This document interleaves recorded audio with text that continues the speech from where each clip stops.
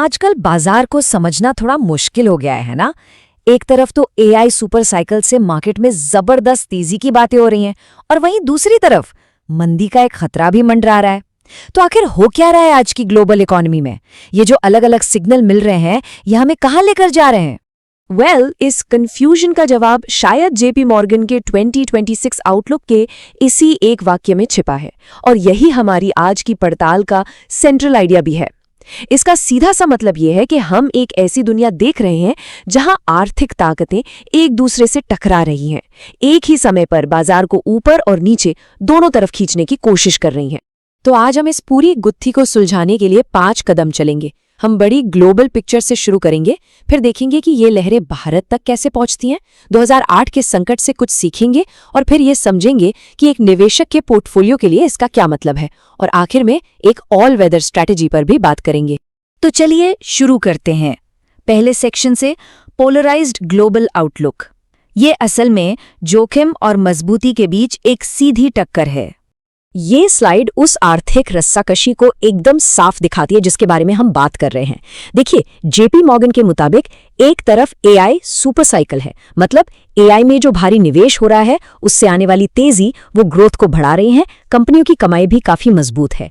लेकिन सिक्के का दूसरा पहलू भी है।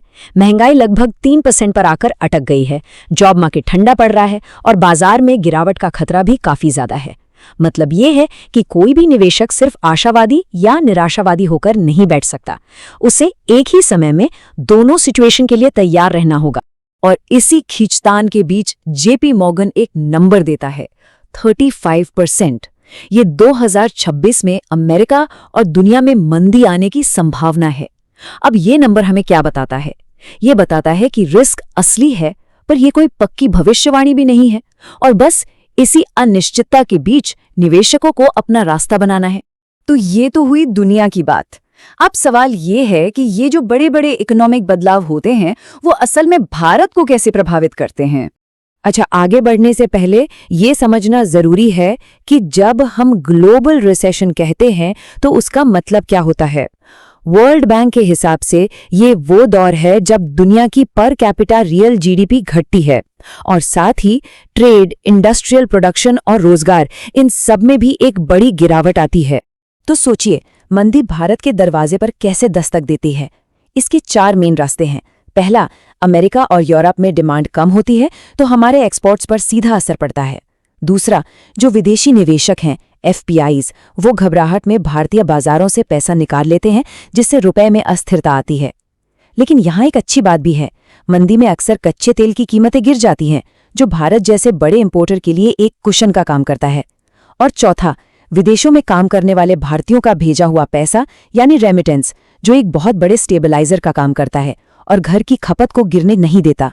अब ये बातें सिर्फ थियरी नहीं है, इतिहास गवाह है। चलिए थोड़ा पीछे चलते हैं साल 2008 में और देखते हैं कि उस महामंदी ने बाजार के बर्ताव को हमेशा के लिए कैसे बदल दिया। इन 2 ग्राफ्स को जरा ध्यान से देखिए, ये कहानी खुद ब खुद बता देते हैं। 2007 से पहले लेफ्ट वाले ग्राफ में सेंसेक्स में उतार चढ़ाव काफी शांत था, लेकिन 2008 के संकट के बाद, जैसा कि राइट वाले ग्राफ में साफ दिख रहा है, अस्थिरता यानी वॉलेटिलिटी ने तो आसमान छू लिया। मार्केट का पूरा कैरेक्टर ही बदल गया। और अगर ग्राफ्स पर यकीन ना हो तो ये नंबर्स देखिए, ये आपको चौंका देंगे। मंदी से पहले अमेरिकी बाजारों के उतार चढ़ाव का सेंसेक्स पर लगभग कोई असर नहीं था, कोरिलेशन 0 के करीब था। लेकिन संकट के दौरान यही कोरिलेशन बढ़कर 0.7 हो गया। इसका मतलब ये हुआ कि जो इंडियन मार्केट पहले अपनी धुन में चलता था, वो अब ग्लोबल मार्केट के हर उतार चढ़ाव पर नाचने लगा। तो ठीक है, ग्लोबल मार्केट 2008, ये सब तो समझ आ गया, लेकिन सबसे बड़ा सवाल, इन सब का किसी के अपने पोर्टफोलियो पर क्या असर होता है? और यहाँ हमें डर को हटाकर डेटा से काम लेना होगा। सबसे पहले तो रिसेशन शब्द सुनकर घबराने की जरूरत नहीं है। अक्सर इसका मतलब ये नहीं होता कि सब कुछ तबाह हो जाएगा। इसका मतलब होता है ग्रोथ की रफ्तार में कमी आना। मान लीजिए अगर जीडीपी ग्रोथ 7% से घटकर 6% हो जाती है तो ये भी एक तरह का स्लो डाउन ही है। हाँ, ये बात सच है कि मंदी के दौरान बाजार गिरते हैं, इसमें कोई दो राय नहीं। 1950 से अगर देखें तो ऐतिहासिक रूप से मंदी के दौरान शेयर बाजार में औसतन 21% की गिरावट देखी गई है। ये एक हकीकत है जिसके लिए तैयार रहना चाहिए। लेकिन, और ये लेकिन बहुत जरूरी है, कहानी यहीं खत्म नहीं होती। मंदी खत्म होने के ठीक बाद वाले साल में बाजार ने औसतन 15.5% की जबरदस्त रिकवरी दिखाई है। मतलब गिरावट के बाद रिकवरी भी आती है। तो इन दोनों नंबर से हमें क्या सबक मिलता है? बहुत सीधा सा सबक है, मंदी को टाइम करने की कोशिश करना बेकार है। असली की भविष्यवाणी में नहीं, तैयारी में है। तूफान कब आएगा ये अंदाजा लगाने से बेहतर है कि अपनी नाव को मजबूत बनाइए ताकि वो तूफान झेल सके। तो चलिए अब बात करते हैं उस मजबूत नाव की, यानी एक ऑल वेदर स्ट्रैटेजी की जो हर मौसम में काम आए और एक मजबूत पोर्टफोलियो बनाने में मदद करे। यहाँ एक प्रैक्टिकल एक्शन चेकलिस्ट है। अपने पोर्टफोलियो को रीबैलेंस करें और क्वालिटी कंपनियों पर फोकस करें जो मुश्किल समय में भी पैसा कमाती रहती हैं। अगर ग्रोथ धीमी हो तो धीरे धीरे लंबी अवधि के बॉन्ड्स जोड़ें। जोखिम से बचने के लिए पोर्टफोलियो में 5 से 10% सोना जरूर रखें। कम से कम 3 से 6 महीने के खर्च के बराबर कैश हमेशा लिक्विड रखें और सिस्टमैटिक इन्वेस्टिंग के साथ साथ गिरावट में खरीदने की रणनीति भी अपनाएं। अगर वो चेकलिस्ट थोड़ी कॉम्प्लिकेटेड लगी तो इसे ऐसे समझिए। एक अच्छे पोर्टफोलियो के 3 मजबूत पैर होते हैं। पहला, ग्रोथ, यानी ऐसे स्टॉक्स जो पैसे को बढ़ाएं। दूसरा, डिफेंस, ऐसे एसेट्स जो बाजार गिरने पर आपके पैसे को बचाएं। और तीसरा, कैश फ्लो, जो आपको एक रेगुलर इनकम दे ताकि गिरावट के समय निवेश करने के लिए पैसा हो।